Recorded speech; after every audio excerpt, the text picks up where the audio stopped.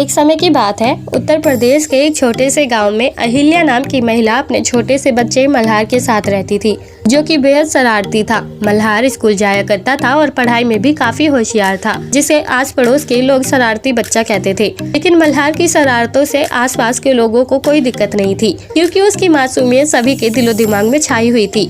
और इसी शरारती बच्चे के साथ अहिल्या अपना बेहद खुशहाल जीवन व्यतीत कर रही थी। इसी तरह अब जल्द ही स्वतंत्रता दिवस आने वाला था। सभी के घरों में खूब चहल पहल थी, क्योंकि गांव भर में स्वतंत्रता दिवस का ये त्योहार बहुत ही धूमधाम से मनाया जाता था। इसी बीच गांव में एक पंचायत बैठाई जाती है, जिसमें गांव के लोग बढ़ चढ़ कर हिस्सा लेते हैं। पंचायत में तय किया गया था कि 15 अगस्त के दिन गाँव का सरपंच ही झंडा लहराएगा। इसी पंचायत के बाद सरपंच ने गांव भर को सजाने के लिए लोगों को ऑर्डर दे दिए थे और लोगों से चंदा इकट्ठा करना भी शुरू कर दिया था। इसी तरह 15 अगस्त के दिन सभी लोग नए नए कपड़े पहनकर उस जगह इकट्ठे हो चुके थे जहां झंडा फहराना था। थोड़ी देर बाद ही वहां गांव का सरपंच भी सफेद कुर्ते पैजामे के साथ आ जाता है और ध्वजारोपण करने लगता है। तभी नन्हा मुन्ना मल्हार वहां पहुंचता है, जो कि सोल्जर की तरह दिखाई दे रहा था।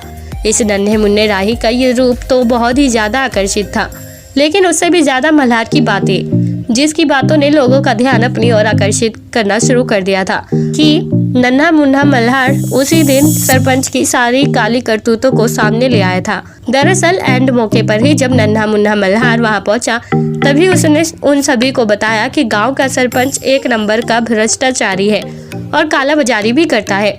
पिछले कुछ समय पहले ही गांव के लोगों से स्वतंत्रता दिवस के लिए चंदा इकट्ठा किया गया था।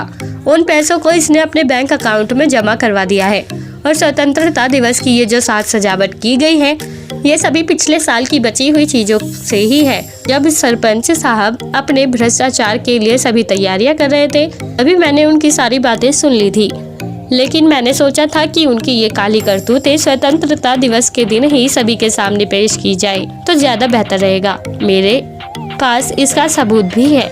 ये देखिए, मोबाइल फोन पर मैंने सभी कुछ रिकॉर्ड कर लिया है। मल्हार द्वारा रिकॉर्ड की गई वो वीडियो गांव के सभी लोग देखते हैं और नन्हे मुन्ने मल्हार पर विश्वास करते हुए सरपंच को गिरफ्तार करवा देते हैं। हालांकि अब सरपंच गिरफ्तार तो हो चुका था, पर सरपंच के गिरफ्तार होने के बाद अब समस्या ये थी कि अब ध्वजारोपण कौन करेगा। सभी एक दूसरे से बातें करने लगते हैं। तभी सभी एक साथ चिल्लाते हुए कहते हैं कि आज हमारे गांव का नन्हा मुन्ना राही मल्हार ही बनेगा, जिसने सोल्जर के कपड़े पहने हुए थे। लोगों की ये बातें सुनकर मल्हार के फेस पर मुस्कुराहट आती है और वो ध्वजारोपण करने के लिए तैयार हो जाता है।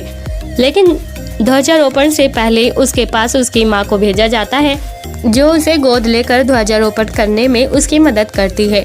और इसी तरह नन्हा मुन्ना मल्हार स्वतंत्रता दिवस के दिन अपने गांव का नन्हा मुन्ना राही बन जाता है। तो दोस्तों, क्या मल्हार की तरह आपने कभी ध्वजारोपण किया है? आप हमें कमेंट बॉक्स में कमेंट करके जरूर बताएं। और साथ ही ऐसी और मजेदार और दिलचस्प कहानियाँ सुनने के लिए आप हमारे चैनल को सब्सक्राइब करना ना भूलें।